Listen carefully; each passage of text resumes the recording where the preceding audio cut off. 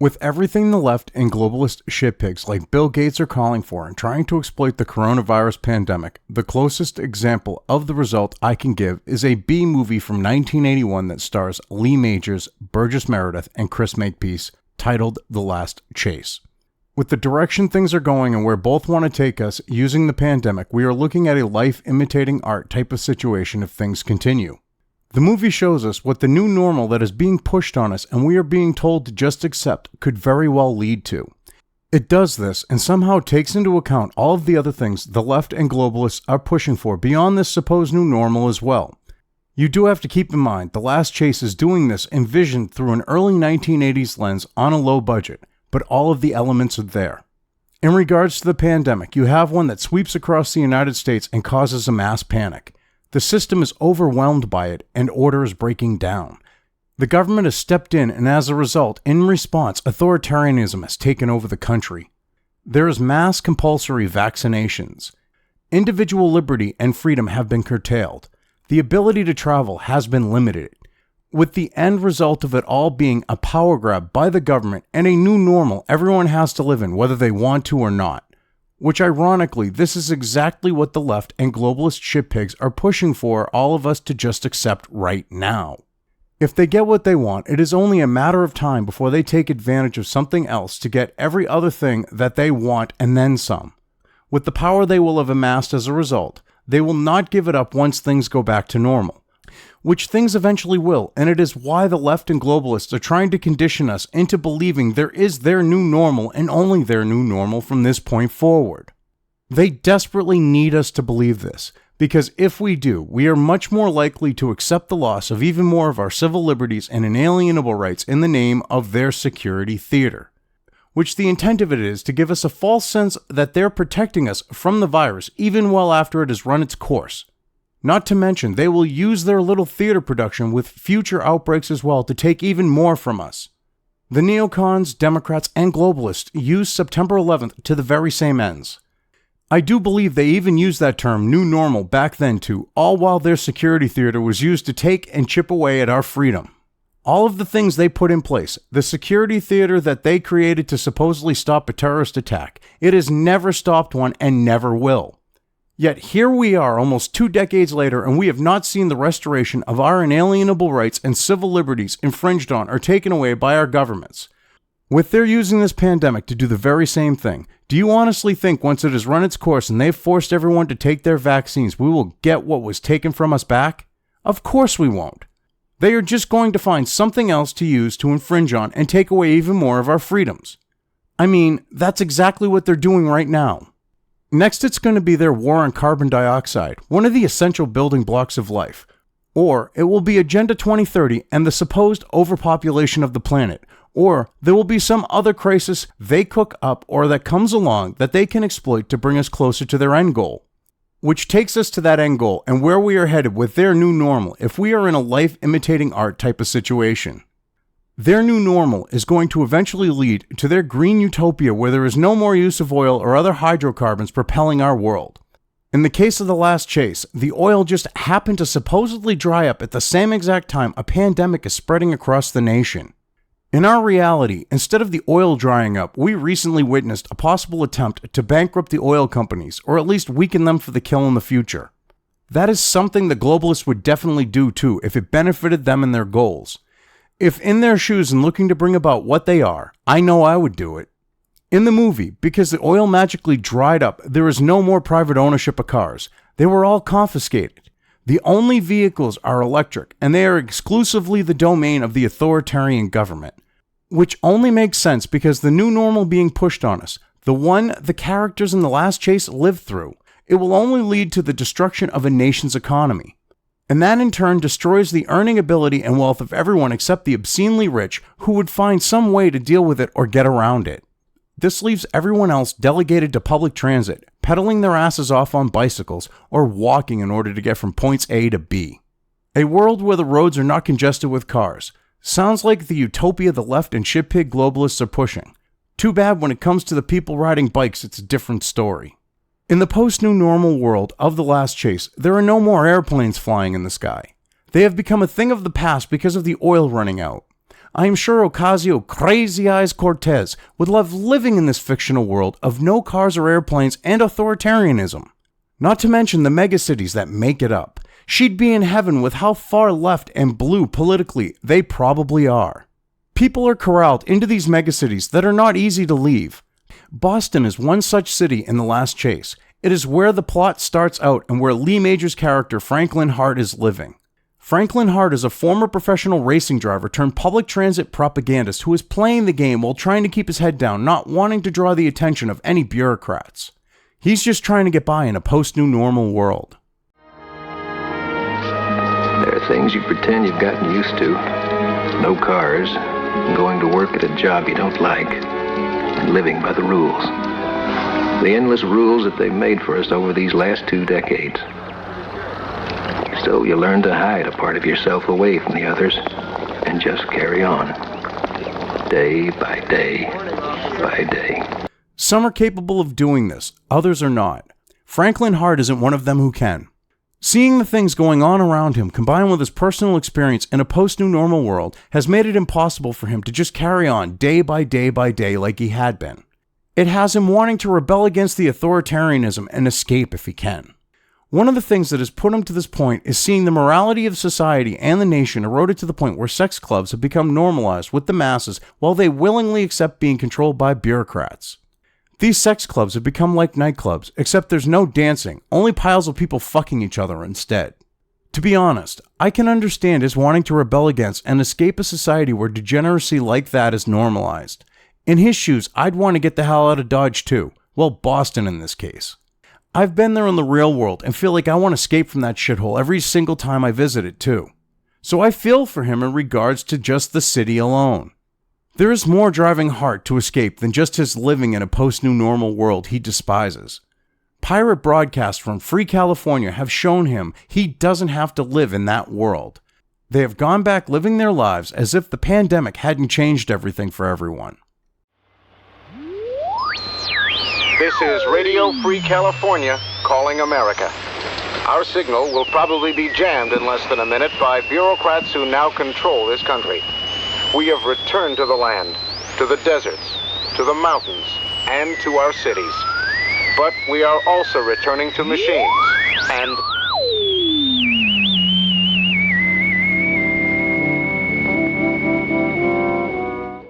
Now, I know we're talking about California here, but you are going to have to suspend your disbelief that of all places it would be where people embrace living in a free society modeled after how things were before the pandemic.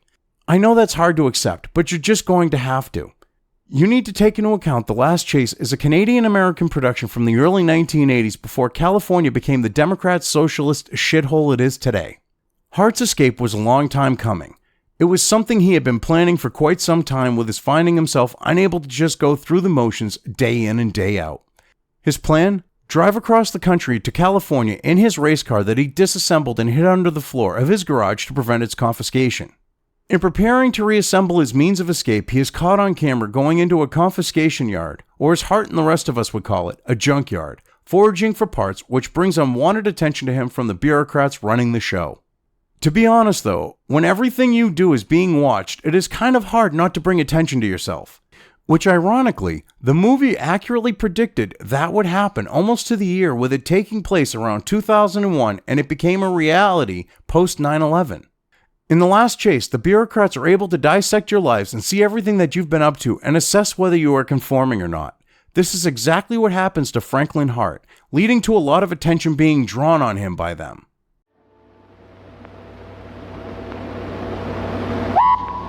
This is the subject going to work. We got this morning outside his office at the Transit Commission. He was 3½ minutes late. His name is Franklin Hart. Do we have any other information on this man? I think I have something here that just came in. We got this last night. He was recorded going into a confiscation yard.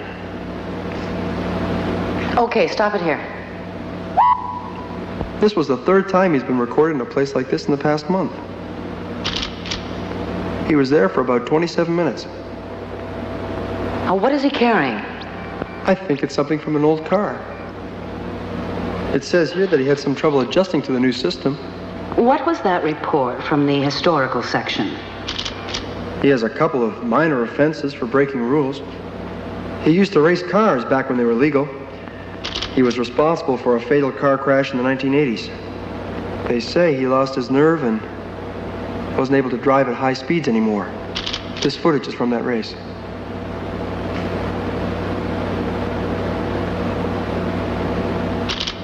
He lost his family in the epidemic. He was a... And that's enough, Mr. Morley. Have him brought in. The extensive surveillance and data collection on Hart leads to his being brought in for questioning by the female bureaucrat from the previous clip, who is clearly overcompensating for feeling inferior with not having a big swinging dick and elephant-sized balls. It is one reason why she wants to bring Franklin Hart in and stomp on his. Which goes to show the movie even predicted the rise of the power-hungry feminazi bitch living off of a government paycheck. Oh, yes, you must be Mr. Hart. Oh, have a seat. Oh, and Stuart, make sure that lawyer in the third section gets transferred. I'm sick of incompetence in that area. Now then, Mr. Hart, I recognized you from your television appearances. We've installed video cameras over at the confiscation yards. In the old days, we called them junkyards. These aren't the old days, Mr. Hart. According to your files, you might be having trouble adjusting. Your files are right. The old days were better. Why? Not so many bureaucrats with questions. I don't miss the old days. Well, just how old were you when the oil ran out? Or was supposed to have run out? I'll ask the questions, Mr. Hart. Sure. Tell me, what were you doing over at the confiscation yards? Trying to build a new form of car? Yeah. The Arabs are getting tired of their 30-year-old Cadillacs. You realize that with all the minor offenses against you, you are now automatically scheduled for a hearing. You could be sent to a rehabilitation center. Jail. A rehabilitation center. It's next Friday. For breaking rules. Laws. Lady, you got too goddamn many laws. If the left and shitpig globalists get their way, I can see this being part of the world we live in their post-new normal society. I see a world where wrong think is not tolerated, and it does not matter if it is openly expressed or you keep it to yourself. A world where you can be and are canceled for it, even thrown in re-education camps, something both the left and globalists have called for. So here we are again with something the last chase predicted that could very well become a reality in a post-new normal future. I will admit it was off by a couple decades in comparison to the surveillance state, but you have to give the movie this one. I love how Hart, when confronted with the threat of being put in a re-education center, calls it what it is, jail, and doesn't cower under her threat of being put in one for his wrong think. Like how the left and globalists want, the bureaucrats control everything, or at least they try to, and they don't like anyone standing up to or questioning their authority. So of course, in the last chase's post-new normal world, they are the judges, the jury, and executioners deciding the fate of those who do not conform, the wrong thinkers, and the like. Do you honestly think it would be any different for us if we allow for those pushing our supposed new normal to get what they want through exploiting our acceptance of it as reality? The reality is, if they cannot possess and control you, they will destroy you. It is simple as that. That has always been the outcome of authoritarianism. It is never going to change either. Hart, knowing he's on borrowed time after being questioned by the nice feminazi bureaucrat, starts to put everything together to make his escape, literally. He digs his Porsche 917 out from under the floor of his garage and starts reassembling it. As not to raise suspicions, he goes through his day-to-day as if nothing has changed. He knows the bureaucrats are keeping an even closer eye on him after being questioned and doesn't want to tip them off to what he's up to. One false move and his escape could come to an end before he even has a chance to use it. Eventually, though, he reaches a point where he cannot do it any longer and he has to speak the truth instead of being the supposedly reformed sinner who pushes public transit propaganda.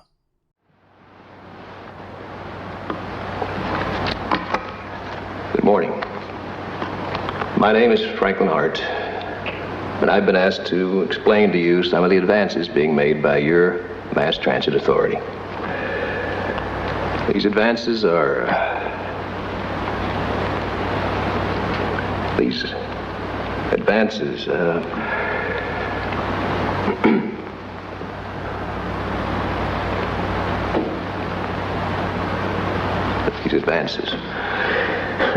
I've been explaining about these advances for 2 decades now.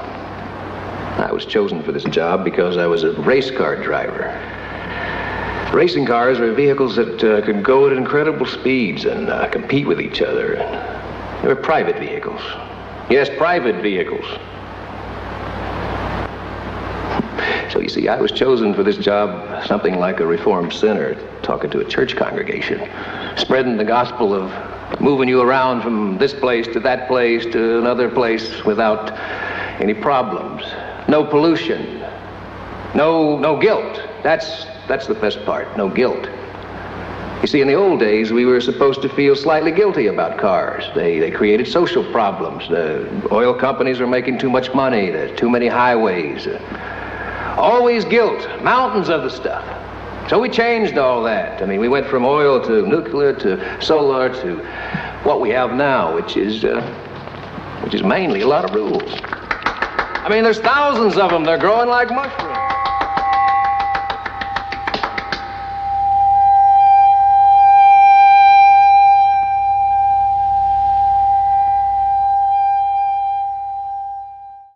The speech Hart makes catches the attention of one of the students in a class he's speaking to.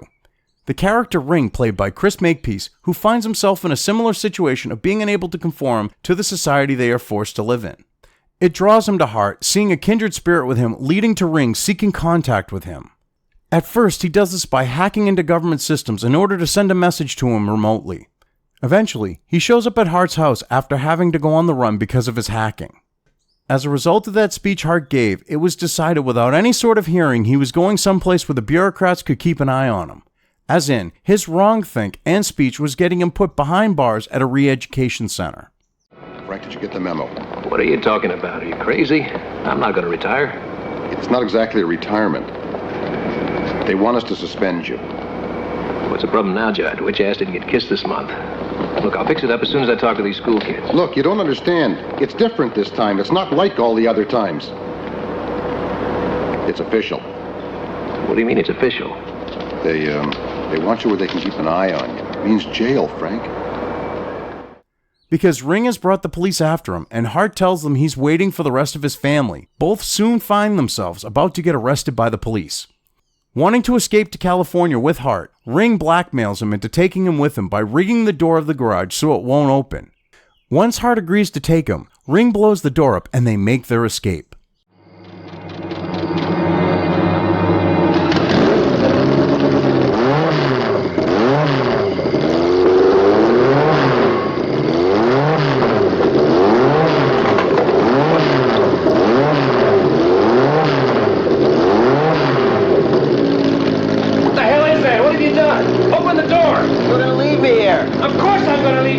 Take me with you. No, now open the door. No. I'll open the door if you take me with you. Mr. Hart, you're under arrest. Come out now. All right, get in.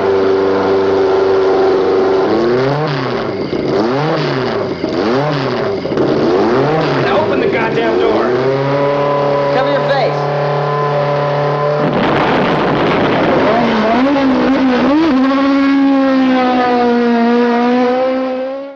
Now on the run, the feminazi bureaucrat cannot let them escape the city, leading to the police trying to stop them and failing miserably. This causes the bureaucrats in Washington to send a man to do the job the feminazi was incapable of doing, which she knows she's in the crosshairs of other bureaucrats with this guy Hawkins showing up like he did. So of course, she has to act like she has a big swinging dick and elephant-sized balls, especially with how the beta he acts, first impressions and all.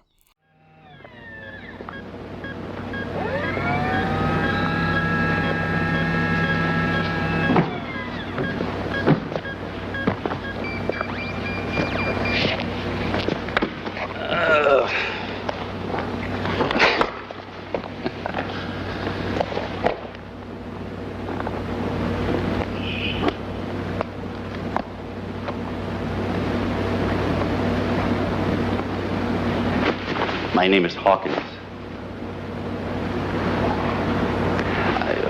I've been sent here from Washington. I understand you have a problem here. I'm sure it's nothing serious. Everything should be under control soon. Marvelous. Marvelous. Like any authoritarian regime, you have the bureaucrats in pissing contests with each other while looking to cut the other's throats if it benefits them. On the same note, they do not like it when someone else comes along that is a threat to their authority and power. The bureaucracy under the new normal of the left and globalists will grow exponentially. Just look at how it grew alongside the security theater in a post-September 11th world. With the infringement on our inalienable rights and civil liberties, along with the power grab being attempted in the name of fighting the coronavirus, do you honestly think in a post-new normal world we couldn't end up living in a society where unelected bureaucrats are running the show like they are here in The Last Chase? Do you honestly think we couldn't see the war on private ownership of cars, especially gas-powered ones, end up with someone daring to have one leads to the bureaucracy doing everything to stop them? If the left and globalists get what they want with pushing their new normal, eventually they will come for everything else until they have us living in a world of life imitating art and resembling this movie, which will include hypocrisy, of course. Not being able to stop art, instead of letting it go, being the authoritarians they are, the bureaucrats resort to pulling a fighter jet out of mothballs in order to stop him. They are going to use banned technology to stop Hart from making his escape using banned technology. They're doing this as a prime example of the not for me but for thee mentality the left and globalists have when it comes to the rest of us. If they end up getting what they want, you better believe our reality won't be much different from this on the note of the hypocrisy. Where no one has flown a jet in over 2 decades, the bureaucrats have to pull a retired captain out of his bottle to take on Hart, played by Burgess Meredith. A man in his 70s, Captain J.G. Williams' only wish is to take to the skies once again and do what he was born to do, fly. Like Hart and Ring, he too is someone who finds himself trying to conform to the post-new normal world and failing miserably at it. And here he is being offered the ability to do the very thing that he hasn't been able to do for over 20 years. The one thing that would have made his miserable existence over that time bearable for him. So of course he jumps at the chance to do it once again without fully knowing what he has signed up for. Once he's brought before Hawkins, he learns exactly what his mission entails and why he's being tapped to fly once again.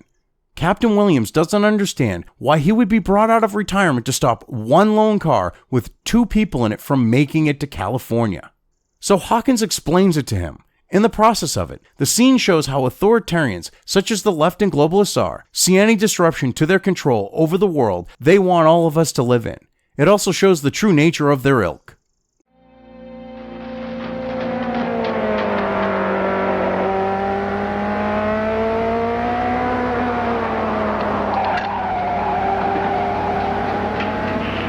What do you see there, Captain? I see a car and 2 people. Wow, look at that. Son of a bitch. It's much more than a car and 2 men. Well, that's all I can see. This man is dangerous. This little joyride he's on is undermining the entire balance of this country. Sir, this is just one car. I mean, a little exhaust isn't going to upset the whole balance of the universe. You are missing the metaphor. Is a meta who? I am talking about our entire way of life, Captain. We live in a society that has the greatest tranquility ever created by man. Furthermore, this society is more protected than any other in history. And do you know why? Well, I figured. Because of the system. The system of our existence which has been worked out so perfectly. In fact, it is that system which dispelled the desperate quest for the impurities contained in mobility. The mobility which had driven this nation like rats scurrying in every direction, that led us nowhere, nowhere. And now, we have removed that addiction and brought order and tranquility, the 2 most fragile flowers in any civilization. And this man, this fool, is defecating on those flowers, staining the natural hygiene of our society, and tampering with the world's most perfectly balanced system.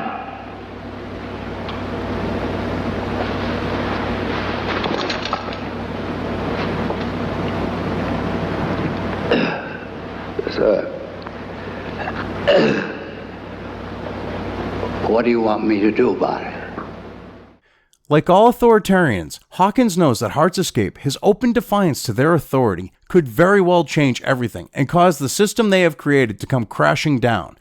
It could cause the bureaucrats to lose their power that they have amassed over the masses. Which is why Hawkins is willing to go so far to send Captain Williams after him and Ring in a jet fighter, even though doing so goes against everything their system is built on. If you look at what the left and globalists want, every single thing, the only way to accomplish making it happen is through the same type of society the bureaucrats created in the last chase. We'd be dealing with multiple Hawkins running our lives who are willing to send others to force our compliance or remove us as a problem looking to disrupt their perfect order, going to extremes to do so. The response from Hawkins to the feminazi questioning his methods of sending a fighter jet after Hart and Ring sums up why authoritarians can justify taking things to extremes in the name of their ideological beliefs. Excuse me, Mr. Hawkins. I think it's a bit extreme to send out a jet fighter. Madam, Miss, extremism in the defense of virtue is no vice. What Hawkins said here is the type of rhetoric that the left and globalists spout here in the real world. It is how they treat bringing about the changes that they want to force on the rest of us. It is how they will force us to accept them. Everything they are doing these days, whether it is in regards to the pandemic, the fallacy of systemic racism, the environment and carbon taxes, or whatever else they are pushing, it can only be brought about through the use of authoritarianism and force. There is no other way it will happen. The problem with that is, not everyone is going to get down on their knees subserviently and comply. There are going to be people like Franklin Hart and Ring who will go against the system. There will also be people like those that make up Free California who have collectively decided to go against it as well. In the minds and eyes of authoritarians, there is only one way to deal with this too, the use of force. But there is one slight problem when it comes to its use. Those being sent to do the dirty work of authoritarians need to be true believers, or at least willing to get their hands dirty in the name of compliance. Hawkins mistakenly believed that Captain J.G. Williams was someone who comply and get his hands dirty. Everyone has their limits, and for Captain Williams, his was killing Hart and Ring because they dared to defy the bureaucrats and made their escape towards freedom. Hawkins finds that out after putting all of his backing behind Williams taking them out. He also finds out from it there are going to be heroes who are willing to sacrifice themselves in fighting authoritarianism. Hawkins had set a trap for Hart and Ring with a laser left over from the Cold War. Instead of allowing them to die, Captain Williams sacrifices himself to take it out.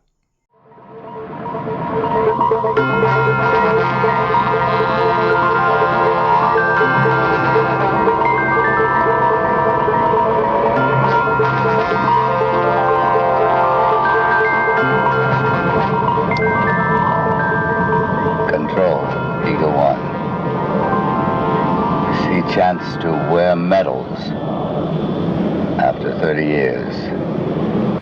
Mr. Morley, you understand what that means, don't you?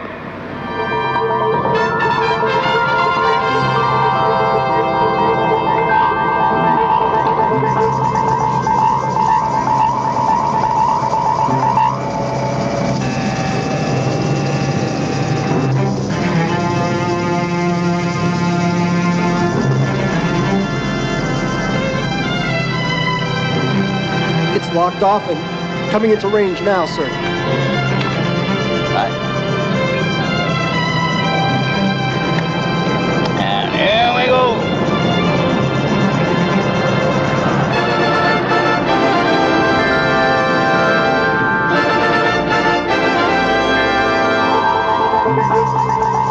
Oh, no.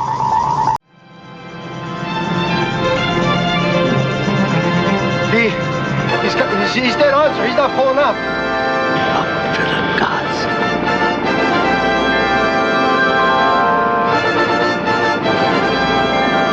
He can't.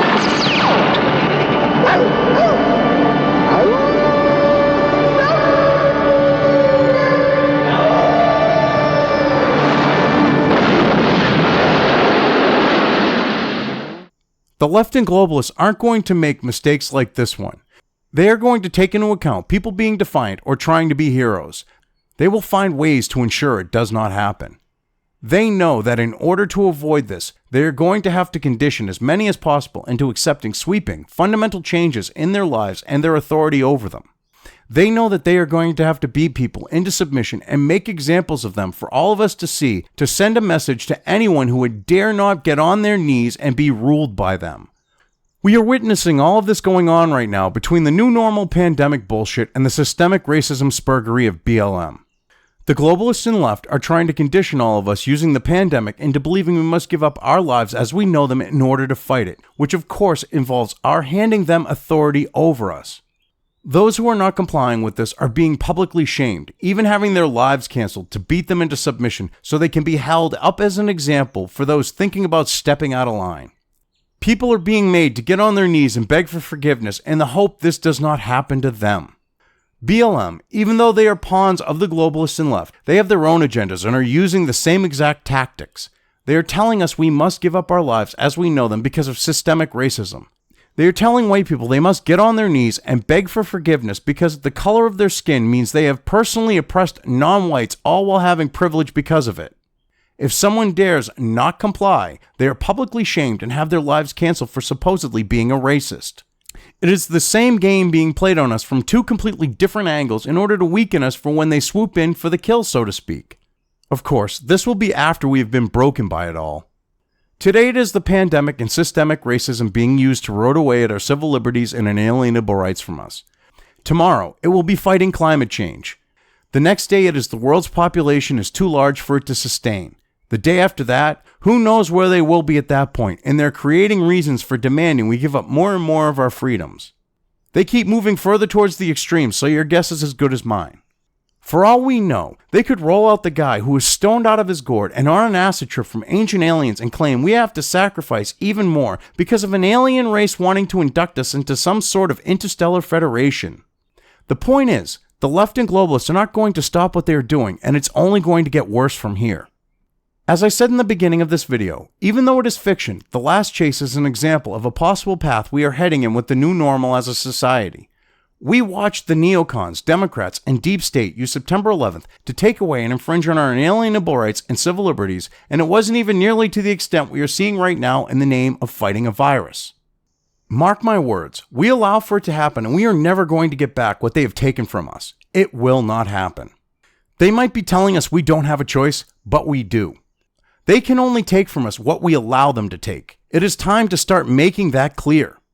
I think the director of The Last Chase sums up what could be going on right now with the pandemic and what is in store for us in the future as well in his DVD commentary. It fits with everything that is happening, so I'm going to leave you with it. The other part about this story was it came right after an epidemic. And a couple of years ago, I was reflecting on this a little bit when I was listening to American radio stations, and at that time there were all these viruses floating around in Africa, and there was talk about what would happen if they spread, and some of them had no defenses. There was no way that you could stop them if they got loose. And years earlier, that's what we had put into this story, and it's that Franklin Hart's family and a lot of other people had been wiped out by this epidemic. So it's a kind of really Orwellian story in that it's presuming that all sorts of catastrophes have happened and the political powers that be use these as an excuse to crack down and have a kind of totalitarian rule. If you liked this video, depending on where you are watching it, please give it an upvote or thumbs up. If you want to know when new content of mine hits the internet, don't forget to subscribe to one or more of my social media or video accounts listed here. Also, with YouTube, don't forget to ring that bell. You can find all of my video content on both BitChute and YouTube. This may not be the case with other places I upload to, but I will try to minimize this happening. You are always welcome to interact with me at any of these sites on the list, so feel free to do so. If you have anything you want me to cover in a video, when it comes to news or current events, send it right along to me. I will try to do my best to cover it. As always, thank you for watching.